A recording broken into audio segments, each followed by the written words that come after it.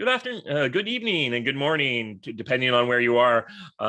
Welcome to the land of confusion, where things are rather confused. And I'm Tori Warwriter, and this is my co-host Flicker. So hi, sorry. You were just asking me about conspiracy theories and how they seem to be just spoiler warnings. Well, there's one conspiracy theory that I've come in contact with recently, and I've actually been hearing about it for. I'm going to try to turn something off here. Hold on a second. No problem. Let me try. Oh well, it doesn't seem to want to go off. Anyway, the people talk about the Illuminati, and they talk about the 200 families or 300 families, and I've read before people say that just sound goofy. They say, I've worked with the CIA for intelligence for 6 years, and I know this is true. And London, the city of London, is not a part of the UK. It is like Washington, D.C. It is autonomous.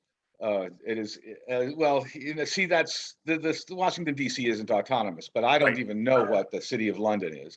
But the city of London's been around for, I guess, what, 400 years, 500 years? Londinium goes back to Roman times.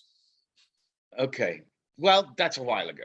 It's at least 600 years. So, and they say that it's withstood revolutions and this and that, and it just sounds so crazy that I file it away under the less than 1% likelihood part of my brain and just go on. But recently, I looked at a video of a guy who was one of probably 24 people on this Zoom call, and he's going off about I think the financial interests involved in the vaccine and in the COVID experience, the COVID quote crisis that I always use with quotes, and he seemed emotional, but factual as far as anyone can tell. I mean, he was speaking off the top of his head, and he didn't have charts, and well, he actually did have charts. So, and this was on had to do with a site called or a program called Grand Jury, which is basically, it's a moot court worldwide. I guess it's in English, but with various other language subtitles. Okay, if you want them.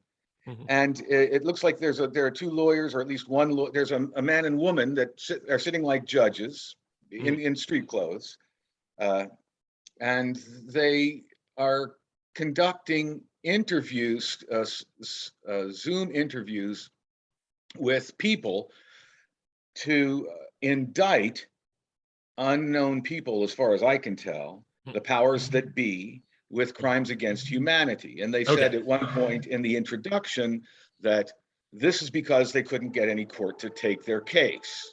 Yeah. But these are apparently lawyers and doctors and virologists and who knows who else, maybe some wackos, maybe half wackos for all I know. And then there are people watching that constitute a jury that's going to, I don't know how many there are, whether it's a dozen or 2 dozen or whatever. They're going to be able to ask questions, and I guess eventually indict somebody or not indict somebody.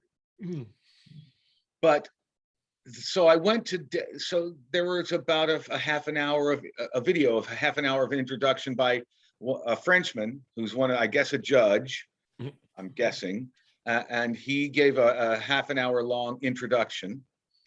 And then they started to call witnesses, and the first witness was I think an American lawyer, and she was reading off of a script of sorts. I guess she wrote it. It must have written it herself, I'm guessing.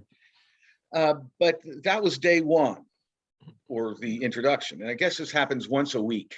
Okay. So I watched day one, and day two is now out from the 17th. But day one started with a guy who said, and I'm very loosely paraphrasing, that he was raised as one of the, he's a Brit, or an Englisher, and he was raised in the elite. I assume he attended public school. He is a graduate of Oxford, and he went into the not foreign service, but there's another term, I think, and he has worked in intelligence, and he knows about intelligence, and his specialty was, I think he referred to it as mind space in capital letters. Okay. Am I boring you? Oh, no. No, I'm tired of this stuff. Okay. But I can say, basically, well, first off, Britain is the entire island. So English and Scots and Wales are all British.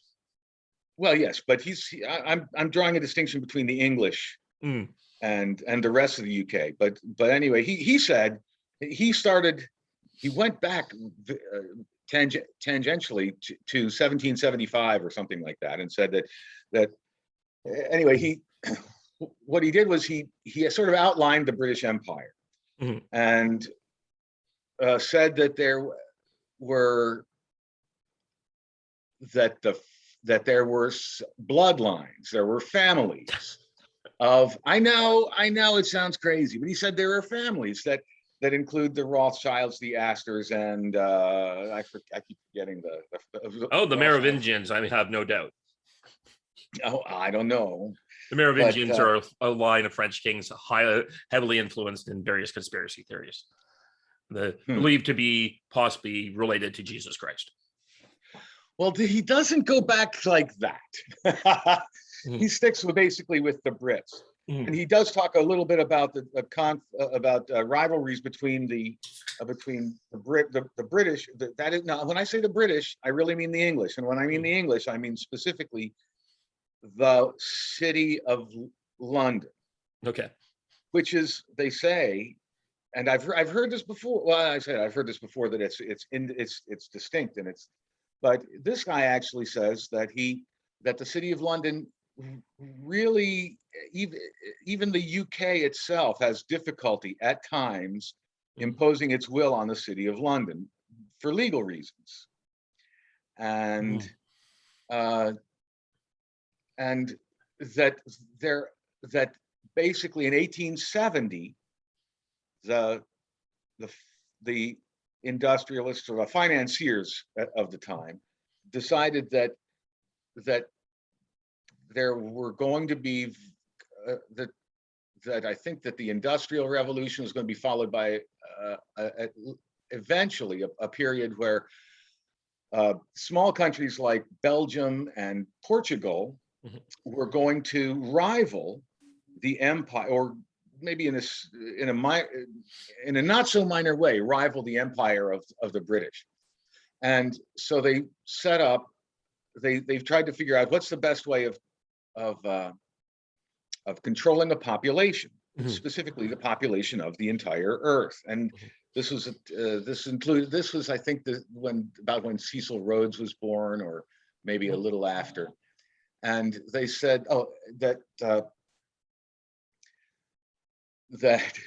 let me get this straight, that the city of London, the financial sector of the city of London, wanted the British Empire to control the world, I guess, in perpetuity. Well, I don't blame them.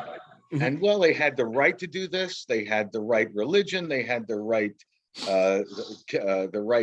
economic system, and they had the right race, and they set out to conquer the world. And they decided that the best way to do this was war, or perhaps what this Englishman was saying was mind space, or loosely mind control, or propaganda. And that since 1870, just about everything that England has done has been with an eye toward establishing the British way throughout the world, so that people see right and wrong and good and bad in terms of the British Empire, the British Empire being good and everything else being second class or second rate. So how does he explain Hitler? Well, let me just say first that he said that there are people that there were severe conflicts over within the elite of the city of London, some of whom were in favor of Russia and some who were against Russia.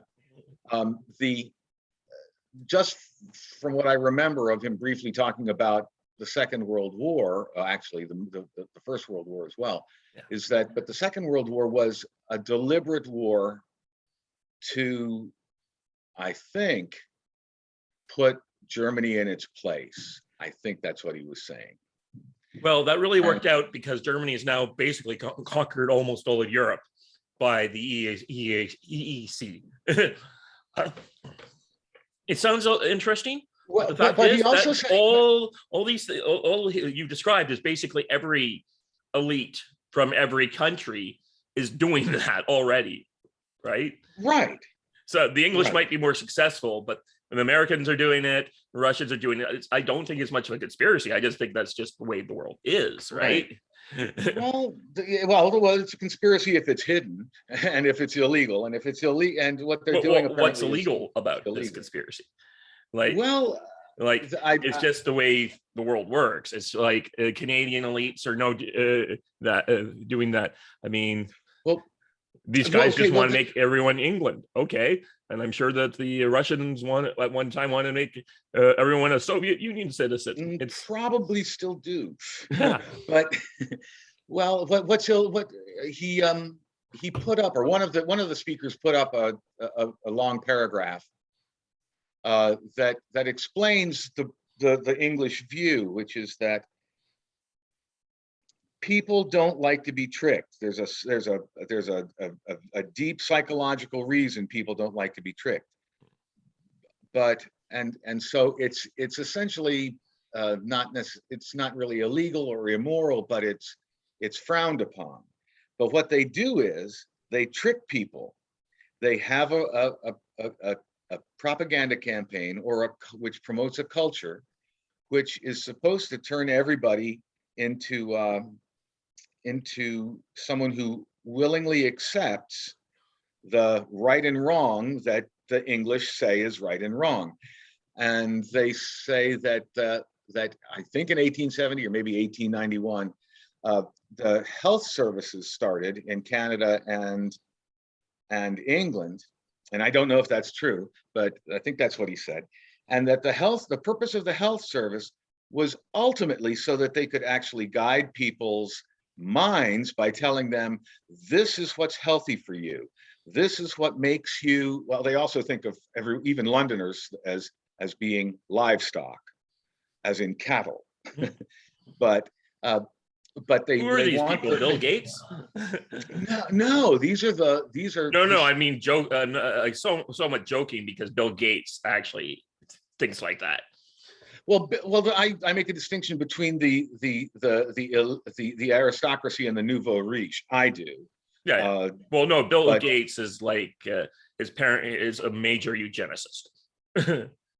He believes in evolving people in specific ways. It's when you find out his backstory is kind of interesting.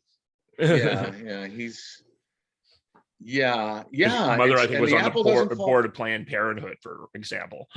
Well, or founded it or something. Apparently eugenics is just a tool to use to increase the productivity of the world's workers, and psychological techniques to get them to think that working hard and being productive is one of the fundamental reasons for existence. Well, you know why the English conquered the world, right? I don't know. I thought they don't start drinking till noon.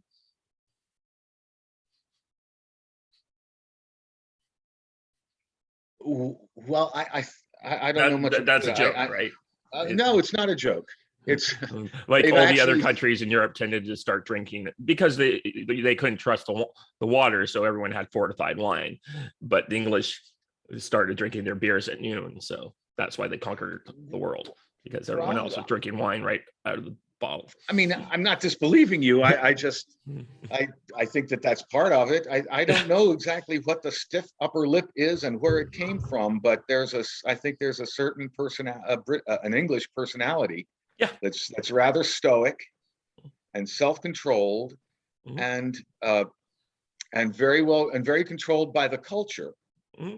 And so when people, the reason that this is so interesting to me is that because a lot of threads on Ricochet are touching on culture and why things are happening now. I kind of forgot my thought on that one. Okay, but yeah, sorry. But no, it's okay. But it just seems to be internally consistent. I'm not saying it's right, but it seems to be internally consistent. But then again, that's part of, actually delusions are not necessarily internally consistent. They're internally consistent to the person that believes them, but they're not internally consistent to the outside observer. Well, as an outside observer, this seems to be internally consistent. And it's been talked about since all my life. So, yeah. And so what they're saying is that COVID was, and that goes along with what a guy named Dowd, a financier or ex-financier, Dowd is making the rounds on videos now, saying that the central banks have messed up the world. I'm paraphrasing. Messed up, and I could be wrong in a lot of nuance, but the central banks have messed up the world's economy to the point that they can't fix it. And I think an example of this is that you can't raise interest rates without bankrupting the US government, but you can't keep them low without getting runaway inflation. And right. It's just, and then there are questions about how many trillions or quadrillions of dollars are circulating in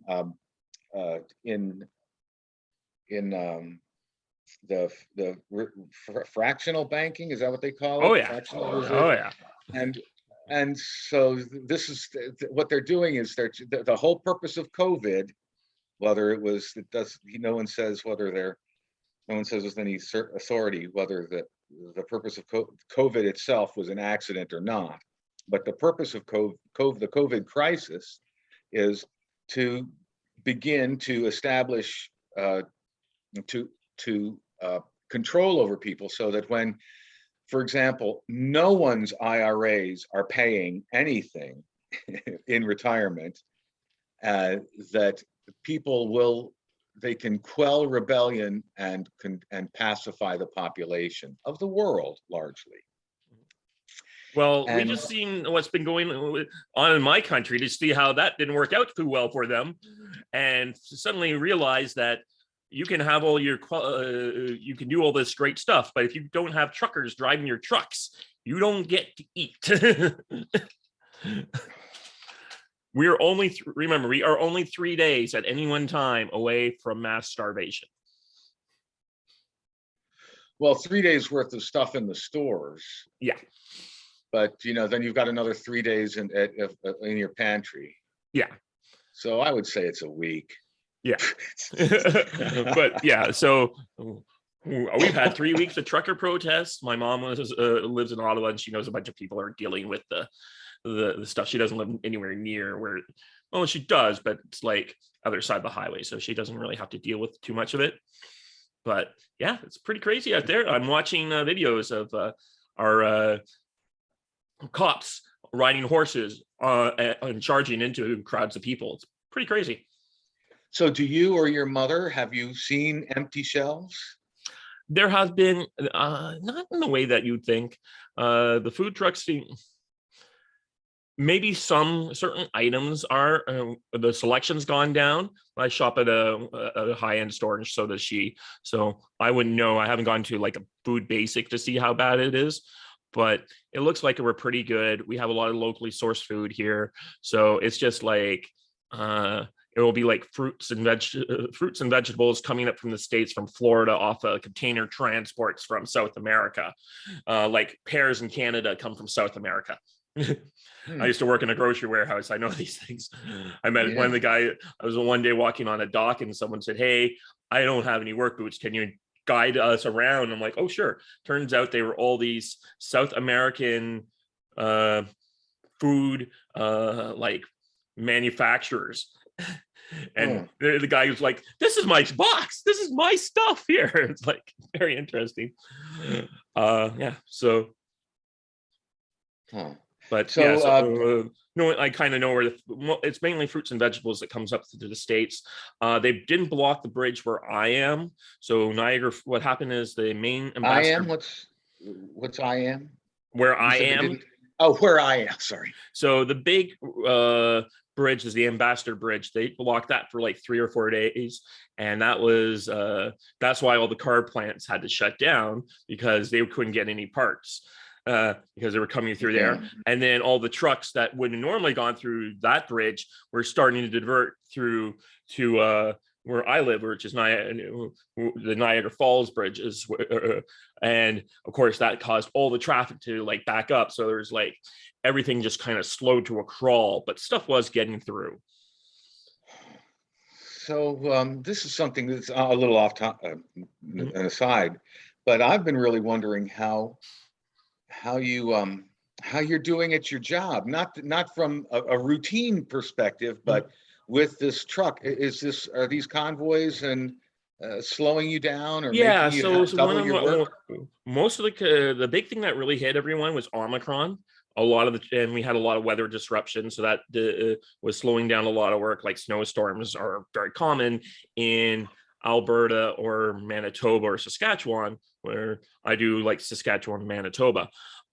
British Columbia normally is, tropical rainforest, but for about a month there, they had like all the mountain passes were closed, and they had to literally drive trucks through the United States, which was not something, was a very expensive way of going about it.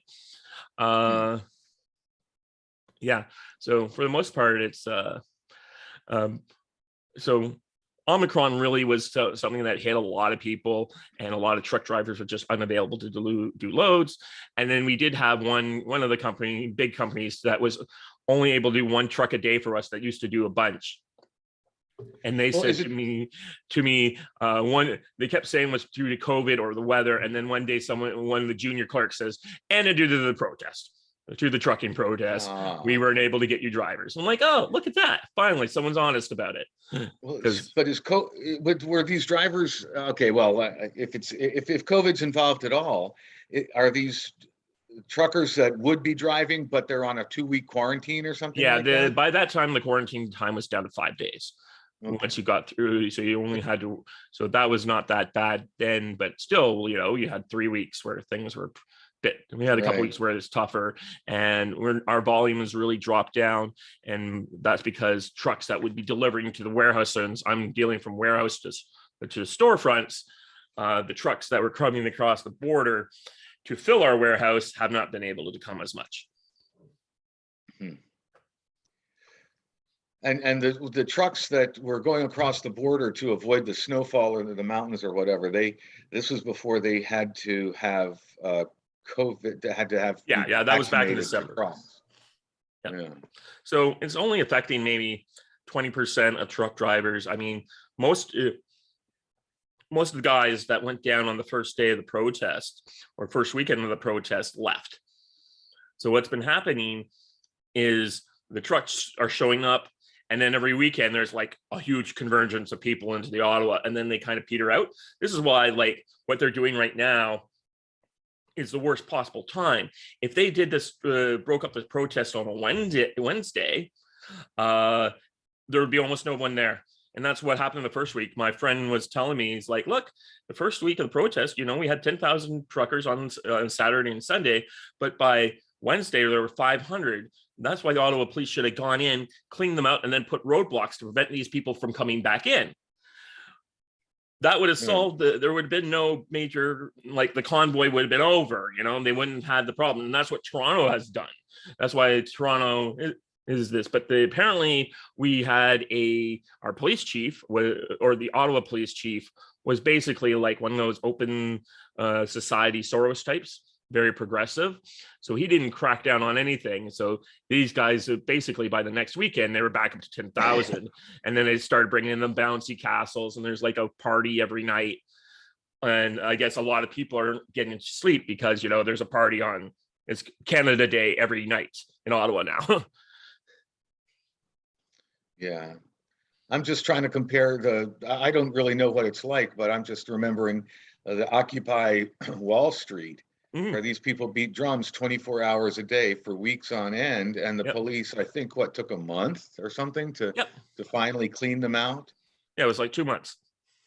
2 months, yeah. Yep. And then we had a similar group in Toronto, and they eventually realized no one was, despite all these people saying they were there, one of the local media stations went down with an infrared camera and proved that no one was actually sleeping there at night.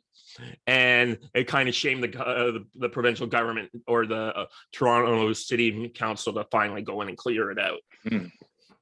Yeah. But yeah, we're watching like this big mess happening on the weekend because, well, the government decided to declare nationwide martial law, essentially.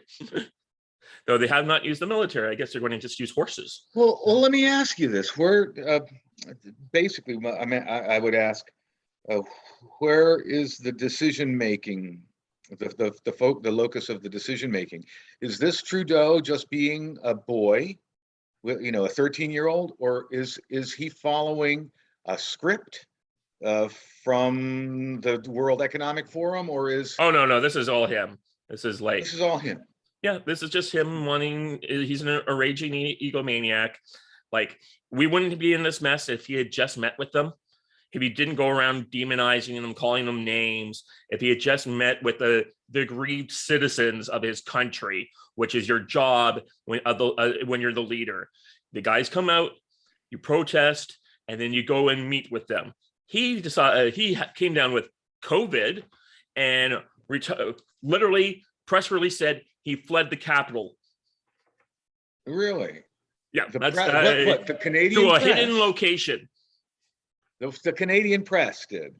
Yeah, that is what his press release from the RCMP to the people of Canada was, that I have COVID and I also am now hiding in an undisclosed location for a week. 4chan, I think, found out within hours, I think while he was making his first speech, that he's not living in a little cabin someplace. That's basically the servant's entrance to a massive castle. That's what 4chan says, at least. They showed an aerial view of it. I'm sure he went to some. I assumed he had actually gone to there's a prime minister has a smaller camp version of Camp David equivalent. I just assumed he went there. Which would be like the prime minister's retreat kind of thing, but maybe it was shacking up in the governor general's palace. That sounds like it could be. Yeah. Now, who's the governor general? Because I've never known that there was a governor general of anything anymore. I can't remember her name. She's a much better choice than the last one, who had to resign in disgrace after being mean to her staff. She apparently had this terrible reputation for being very high maintenance and high abusive to the staff in her previous job, and no one did any background checks when she did it. Was hired. So she was the previous one's Kathleen Pyatt. I can't remember her name. It's actually, she was an astronaut, and she's one of those people who looks good on paper, but the purpose of the governor general job is you're the Queen's representative and you do a lot of things that the Queen does. You give out the Order of Canada. You have a bunch of ceremonial roles where the Prime Minister has to come to you and ask for permission to dissolve Parliament and that kind of stuff. Traditionally, it goes to a job like that, goes to a senior civil servant who is at the end of their career, who knows how to be polite, who knows how to do all those things, and is willing to do that kind of job, understanding that you're at 60 years old, you're doing this. And our current governor general, I can't remember her name. She's like the first Aboriginal governor general. But when I saw her resume, I'm like, yeah, this is perfect. She's like former senior civil servant. Another governor general I could think of was like a world famous was Adrian Clarkson, who was a world famous CBC reporter. Another one was a former president of the university. You know, people that like have a certain gravitas, but they hired this astronaut, and she was young, pretty, and had all the problems that come with like someone who still wants to do things with their life, or not. Governor General's a retirement gig, the thing you do on your way out. Yeah. So she started wanting to do things, and like she was very much like Trudeau and called people bad names. And it's like, look, no one's supposed to know who you are. You're the governor general. You should not be on the front page of the newspaper getting criticized publicly. This is not like it was. She was a bad fit. What's the status of in the United States? I say that the rule of law is broken. In Canada, this is the first time I've ever heard of the rule of law being questioned. This is a crude and provocative question, but are the judges in Canada, are they independent of political? Sort of, but here's the problem with this is why this kind of broke down. There was nowhere for people who were anti-lockdown or there was no serious place for them to go. If you question anything, all the political parties were in complete lockstep. All the judges were in complete lockstep. All the scientists, academia. It's not like you in the United States where you went to court, so there were different kinds of courts. Everyone is kind of of the same mindset at the elite institutions. So they were all 100% in favor of the lockdown. So even though you would bring to senior public health officials who were cross-examined under oath in cases saying that masks didn't actually work and they had no proof that these things did anything, the judges still ruled in their favor, right? So they were all like, because everyone, of course, why are you questioning public health? So that was a big problem. So there's no redress for anyone to go to for this. Now, because the protesters, they led their convoy, and it led to an upset in the Conservative Party, which led to the ouster of the leader of the Conservative Party. And the new guys who are running the show I guess they were being suppressed by the leader, who was trying to, because they're very anti everything. And they thought suddenly the Conservative Party realized they are the loyal opposition, and it was their job to oppose things. So that's what happened there. And so now these people do have redress. They have people asking tough questions in question period. We do have this, but it led to this upset. And Trudeau is incredibly unpopular. Like the latest polls are like saying this is all his fault. They want all the truckers to go home. They want the protest to end. They're all that. The latest polling that I saw today from our trusted Main Street poll, and that guy, I've been talking to the guy who runs it on Twitter. He is definitely a liberal, but he calls it like it is, and he had the Conservatives up 10 points since they ousted their leader. So. It's a pretty interesting times. It certainly turns out people don't want liberalism light. They want conservatism.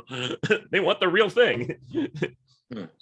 So when you say that the judges and the ministers and were all in lockstep, yeah, is this an elite thing, or is this? I think it is part of the Canadian mentality. It's both of those things, but yeah, this was definitely an elite thing. Where even, I mean, we did have people who are not elite, the regular elites, who are kind of or conservatives here is still like George W. Bush conservatism, right? So it's very authoritarian. Law and Order party, yes, but also just like there was not as much everyone trusted the scientists because the scientists were telling them things, even though you didn't have some. We never had a Ron DeSantis in Canada. The closest we've had it right now is Scott Moe, who's the premier of Saskatchewan, but he only started coming out like after Omicron broke, and he started saying these lockdown measures don't work against Omicron. And so, and then people are like, he's being anti-vax, anti-science. I'm like, he's saying the same thing Fauci is saying now. What about this guy, Pierre somebody? Poilievre. Yeah, so yes, he is definitely, he's running for leadership. No one else is running against him right now. I keep expecting someone will jump in. I would like an honest race, but he's definitely, the people seem to want to fight. At least our party wants a fighter. They want someone who will take it to Trudeau, and he's definitely that. He's definitely going to be a fighter. Though, as my friend says, the problem with Pierre Poilievre, he's not. This guy's not a leader. This is the guy you send to go break someone's legs. And I'm like, I guess the party wants someone to go break someone's legs. People don't think he can win, but I don't know. I think at this point, people are so fed up and angry.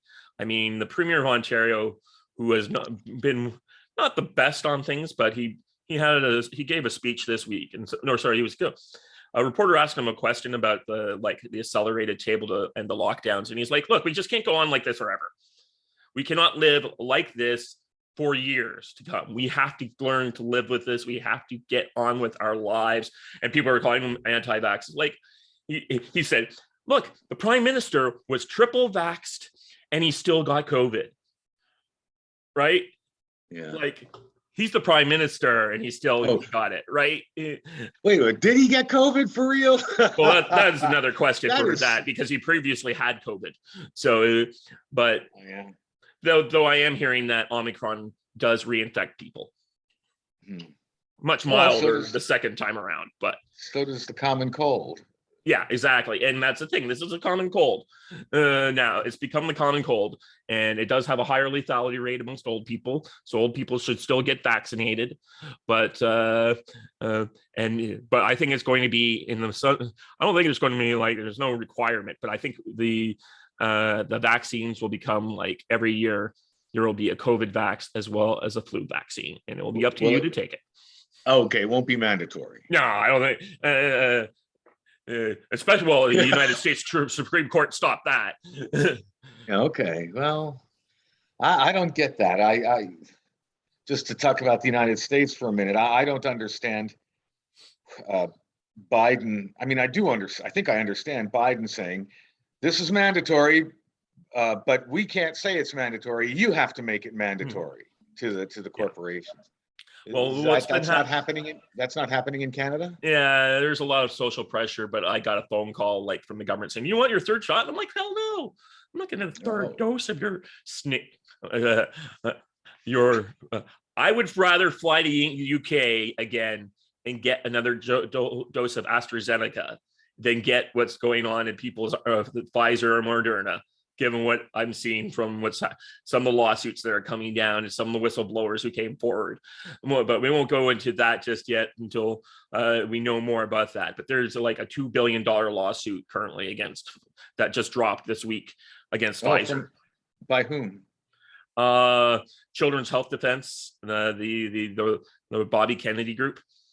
Because what I've been hearing in the last few days is that the insurance companies are going to be suing Pfizer and Moderna. And I wouldn't be surprised. And that's a big deal. Now, because they're both powerful, they're both rich, and they're entrenched. Right. And that would be interesting to see. Right. But what do you take? What's your take on? Oh, go ahead. You're going to say something? I'm going to say, looking at Big Pharma, you know who they remind me of? Big Tobacco. And when the states realized one day they could sue Big Tobacco for a lot of money, suddenly the Big Tobacco was no longer Big Tobacco.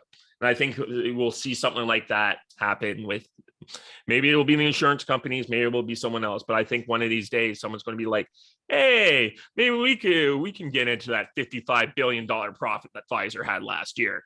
State governments are a fun group. State AGs with creative planning can probably mess up pharma like no one else. I was watching I'm going to use quotes again, a loon of Robert Malone, who was being interviewed by Tucker Carlson. And the thing that really, there are a couple things that really struck me from this interview, but I think the one that struck me the most, looking back on it, was when he said, because what I was going to say was the difference between big tobacco and big pharma is that big pharma actually produces good things. But then Robert Malone, I remembered him saying, and it was just glossed over by Tucker, but he said, I'm afraid that I might live long enough to be embarrassed about my support of vaccines. This has been his entire life and career. Well, not life necessarily, but his career has been vaccines. And for him to say, I might be embarrassed about my trust in vaccines, it was a moment of honesty, I think, and concern. And maybe, I've heard from a doctor recently that anything that ends with MAB affects the immune system, and that this is all treatments, all oral, all the pharmaceutical treatments are going in this direction of adjusting the immune system. Well, and, I mean, Canada just finally just approved Novavax, which will also help a lot. Well, what's Novavax? It's a traditional based vaccine based on proteins. It doesn't use any mRNA technology whatsoever. Yeah, well, that's good, but I think at this point we can take 7 years to get it to the safety check. Yeah, that's exactly it. And a lot of people are saying, like, a lot of the problems that some people are resisting getting the vaccine were people are saying, well, I don't like this mRNA technology. It does this, that. Why can't we have things like Novavax? And it's like, okay, now you have that. And I think we're going to see a real development of different things out of the situation. But yeah, it's broken like in less than 2 months. We went from like from lockdowns to pretty much everything's opening up in a month. Yeah, I wish it were happening here. Yeah,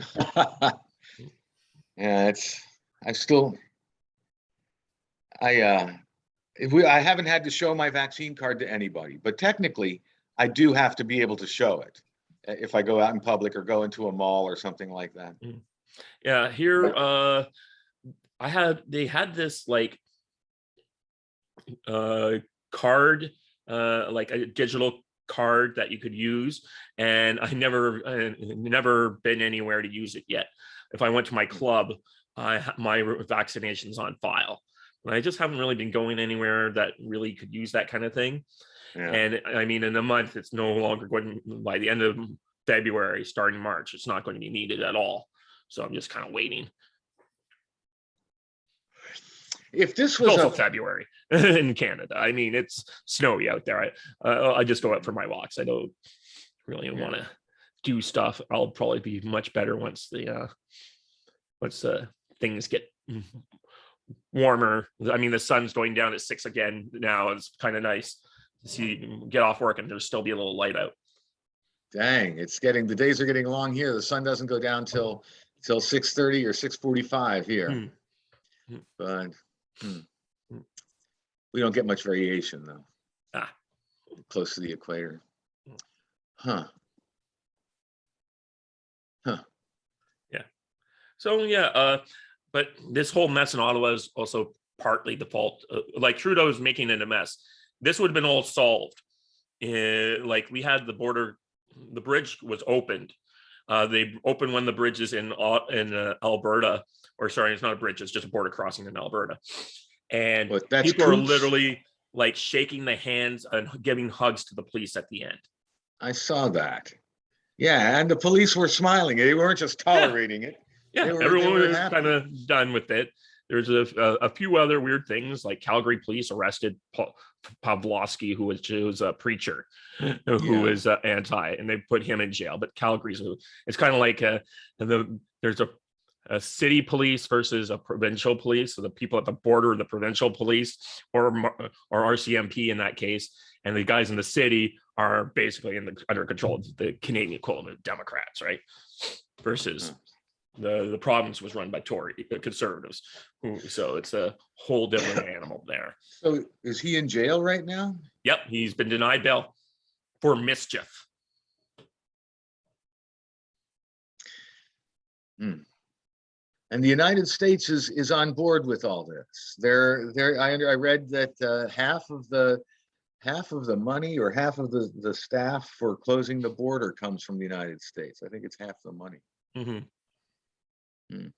Yep. Yeah. My mom called me up last night. She's like, "You didn't give any money to those truckers that way." I'm like, "I didn't give them that way. I did not trust those tech companies one bit." So I gave money to like a Canadian equivalent of the ACLU, essentially. I was like, at the time, I was not worried that like someone hack it and they were to be publicly listed and doxed or anything. I just kind of looked at that. I'm like, I keep seeing the money going higher and higher in the accounts, but it never seems to get to the truckers. So I'm like, it seemed to be almost like a way. It was like a virtue signal to give money to that particular fund, either one of them. So I'm like, I'd rather have my money actually go to work. So I gave to like this thing. And as I told my mom, I also get a tax receipt from that versus you don't get anything if you give to the GoFundMe's. Yeah.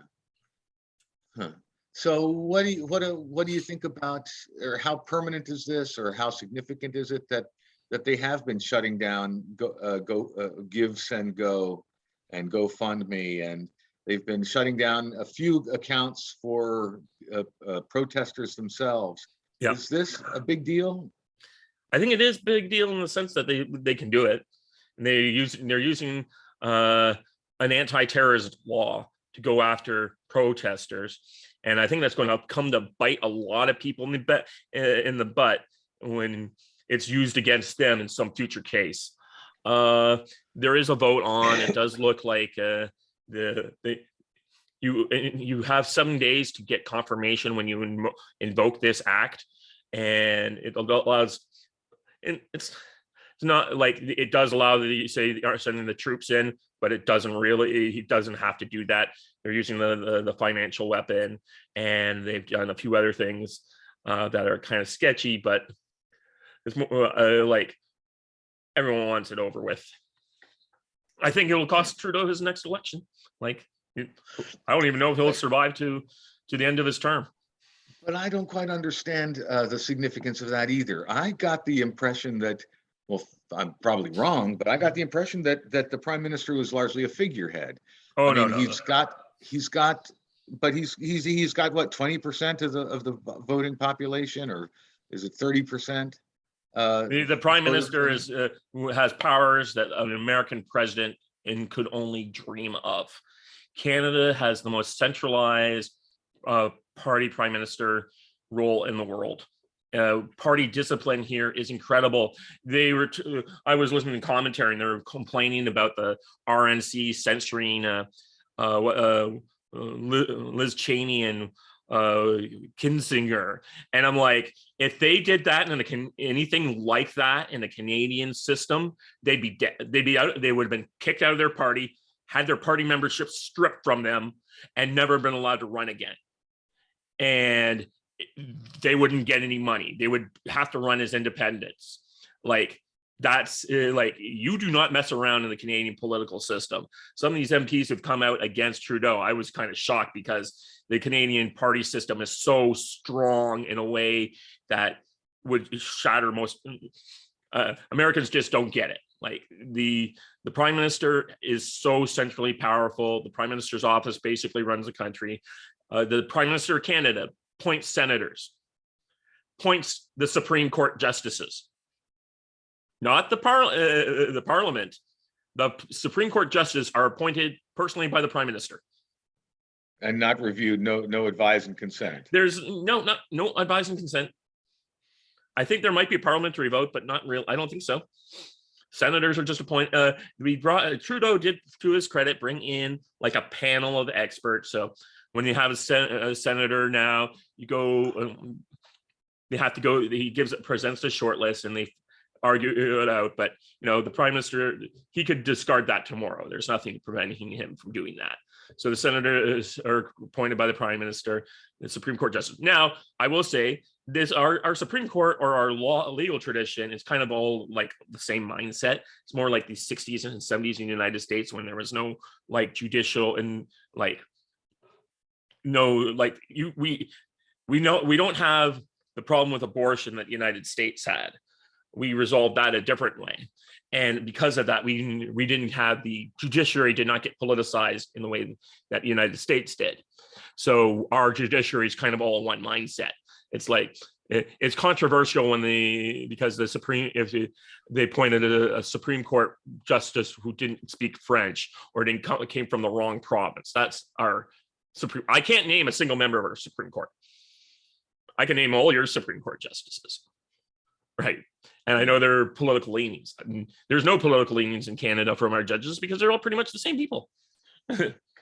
So, what if parties are so strong, and if the culture, the political or judicial culture is so set, how is it that the prime minister is so powerful? Can he? Is it that the justices just do what the prime minister says? No. The Supreme Court justice wouldn't do that. That's certainly true. That traditionally the Senate has always been kind of like a joke here. It's kind of like the House of Lords, basically on the same function. So it's often considered a rubber stamp, but though Trudeau just kind of screw it up a bit. He appointed a bunch of people who didn't have no political loyalty, and he declared his end of the Senate, liberal senators, and it was a ridiculous thing what he did. But the prime minister's office is just traditionally centralized power on itself, and there's cabinet ministers have a little bit of say in policy, but prime ministers get to do whatever they want. They're pretty much untouchable until there's an election.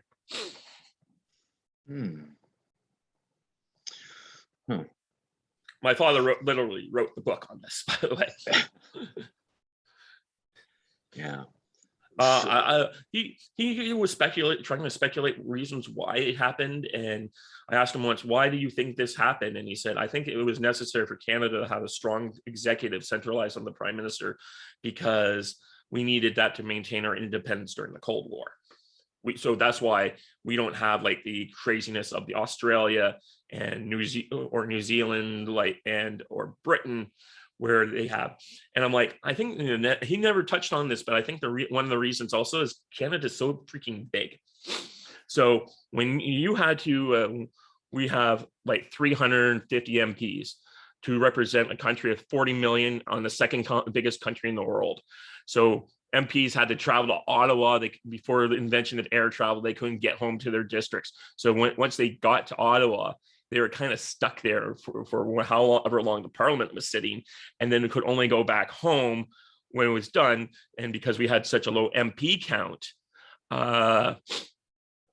it allowed the parties to become more and more important and centralized and better at fundraising. So he used to call them, my father called them the notables, were all gradually pushed out. And then before that, the notables were all one mindset, that kind of elite that you're talking about at the beginning of the show. They got kind of pushed out and got replaced by the party machinery.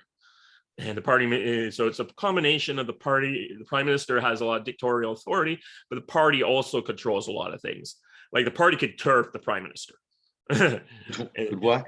The party at a conference could effectively terminate the prime minister. They did pass a reform act. That's how the conservative leader got kicked out, is that his caucus could actually overthrow it too. So there's that too.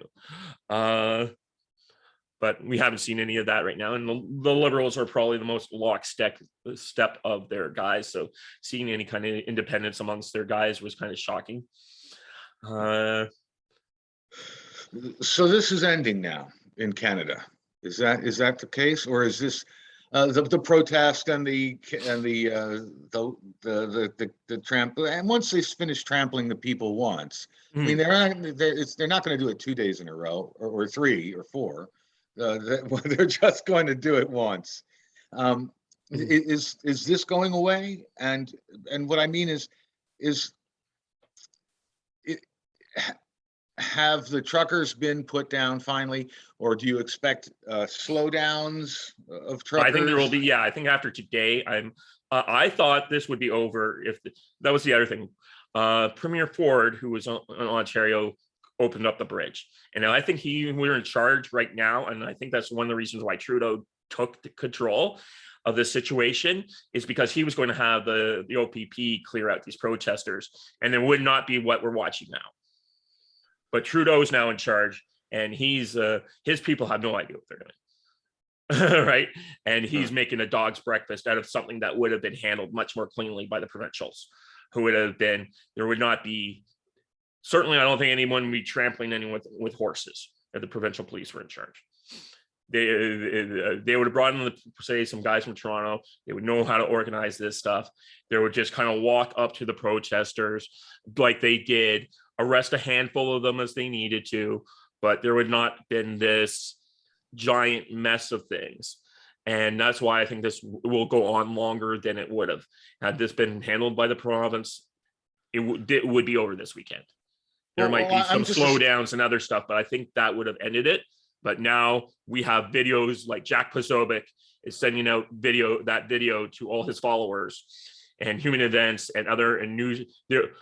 Mark my words, Tucker Carlson tonight, they're going to be showing that on their front end. Canadian police trampling protesters. That is going to be the image around the world. And how is that going to play in Canada? Didn't he know this? I mean, nobody tramples crowds without permission. Right. I mean, somebody had to say, just take care of it or something. Yeah, that's exactly that. And one of the reporters these guys didn't just stomp over like regular persons. One of the people who fell over, you could see she had a walker. Oh, they just trampled grandma.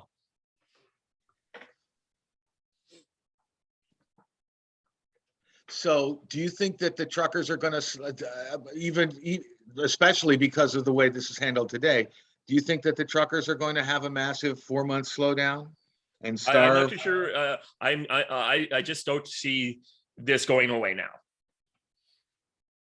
But they're going to clear out Ottawa. They're going to clear out. They might clear out Ottawa. You might have more people come in. Who knows what will happen now? This is just like you've just hardened people in a way that you didn't have, should not have. And this is now this crisis will continue. On Ricochet, they say that the Emergency Powers or War Powers Act or whatever it is, can compel people to work. No, I don't know what that means. Apparently they tried and people told them to go to hell. Who are the people? They tried to get one of these tow truck companies to come in, and the tow truck driver just said, fine, you drive the trucks. Mm-hmm. But it does say you're supposed to be able to come. That was one of the things I thought, oh, well, they'll just have this happen. But who's going to do, all these people are not going to respond well to that image. And that'll be on the cover of many of the newspapers in my country tomorrow. And it'll be on the news. That's not an image. That's the kind of thing that makes people fight harder. Right. You wanted to diffuse the situation.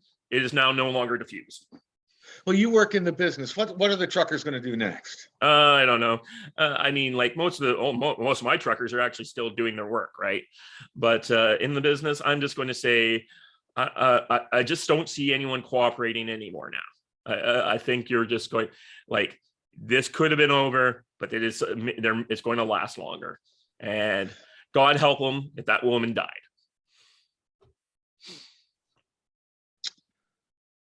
Yeah. Right. So is there any? So the effect is going to be that The truckers are going to slow down. Yeah, I think, and Trudeau is going to be voted out. I hope. And whoever comes in is going to say, the mandates are over. You don't even have to wear masks. Yeah. Is that the future? Yeah, that's happening. All those things are happening. That's why I'm like just shocked by those videos. I'm like, oh my God, why did you have completely made a dog's breakfast out of this situation? I mean, one guy today is like, why are they still protesting? All the mandates are ending. I'm like, well, the one that they care about is not ending.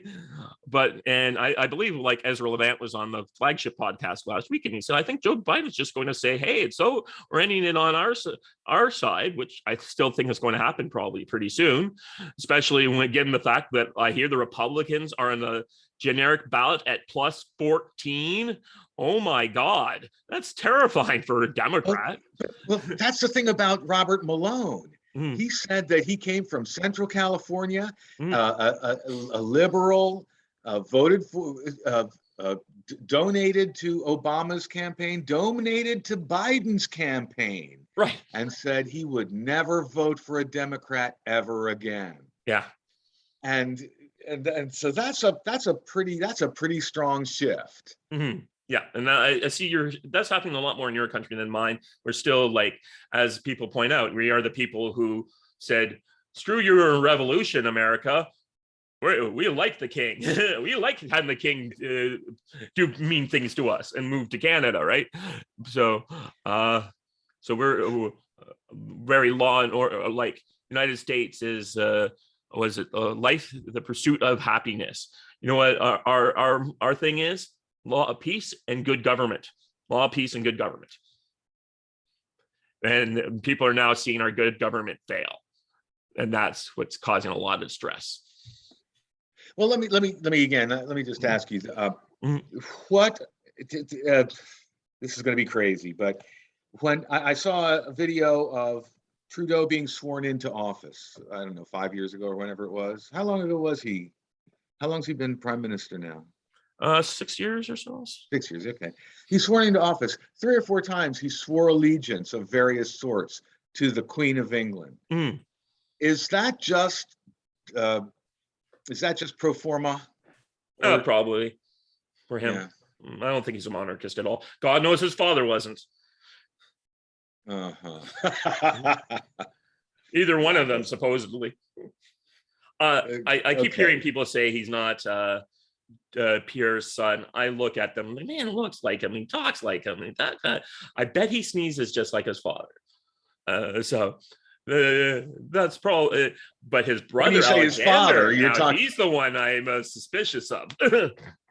But when you say his father, you're talking about Pierre, not Fidel. Yeah, Pierre, not Castro. Okay. Well, Daddy. Okay. Well, I mean, it's all just craziness. So what if it's really just crazy, and it really doesn't matter. I mean, nobody really carries, much of the personality of the father that they never knew. Unless, of course, he was told since the time he was 3 that Fidel is his father and he must look up to him and respect him. Now, that wouldn't have ever happened. Wow. I wish I could see just a bit of that video of the cavalry tromping over ladies in walkers, because it just doesn't. It's so in the back of my mind, everything that's been happening really for the last 5 years, I have progressively been saying this can't happen, and I finally, after 6 months, I say, okay, it happened. But by then something else has happened that I say, but that didn't happen. And it looks like everything that could go wrong is going wrong. I mean, even the poor soy boys in the United States, they can't get their avocado toast any longer because the United States has banned avocado imports from Mexico. And I feel for them, because I love avocado, but I can do without it. Well, I think we've been, I don't want to drag on all night. but it's been good seeing you and doing another update. I will say why I didn't post the last episode is because turns out I had let slip a certain thing that I wasn't supposed to talk about, and it will be revealed in a week's time. So when that thing I talk about, which I wasn't supposed to last episode, is revealed to the members of Ricochet, I will be happy to share our last episode. Can you give me the initial letter of the thing that you weren't supposed to talk about? Oh yeah, that I was talking about that thing, that certain fight thing. No, I don't know. Yeah. Anyways, okay. I was like, this is all coming up and we'll be doing this. And then it's like, turns out, no, it is not. So I gave spoilers that I wasn't supposed to. Anyways, I'll see you probably in another week there. Yeah, it was a pleasure. Nice talking with you as always. You too. Okay, all right, bye. Thanks. Bye-bye.